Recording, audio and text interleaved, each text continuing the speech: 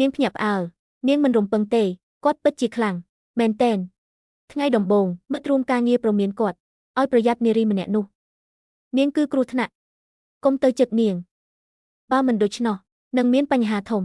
ថែយោចាប់ផ្ដើមភ័យគាត់គិតឡើងវិញខ្លាចមិនអាចនៅក្រុមហ៊ុនបានប៉ុន្តែគាត់ឆ្លងការសាកល្បងទៅគេរំពឹងគាត់ធ្វើឲ្យម៉ាឡេខឹងជាញឹកញាប់នៅថ្ងៃញ៉ាំអាហារជាមួយក្រុម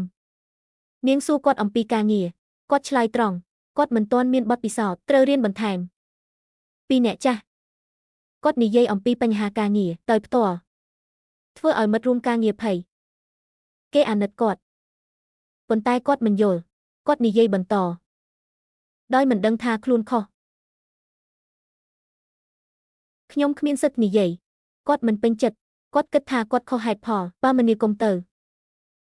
អានេះខ្ញុំគិតថាអ្នកនឹកខ្ញុំអ្នកចេញពីក្រុមហើយអ្នកនិយាយពេលខ្ញុំអានវាអស្ចារ្យណាស់ម៉ាឡេចាក់ចេញពីតោថែយោទើបដឹងគាត់ដេញតាមសុំទោសគាត់ព្យាយាមពន្យល់មិនមានចេតនាម៉ាឡេតបត្រជាក់តើវាសមរម្យទេ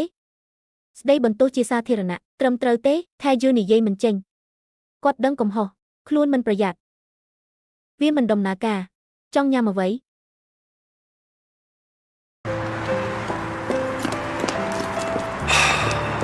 ថែយោដល់ចូលមិត្តរួមការងារលួចស្ដាប់គេយល់ច្រឡំថ្ងៃបន្ទាប់មានពាក្យចាមអារាម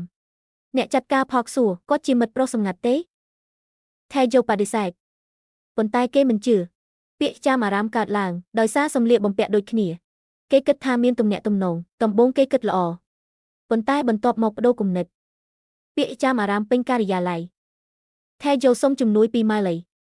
ដើម្បីបញ្ជាក់រឿងនេះព្រោះវាអាចបង្កការយល់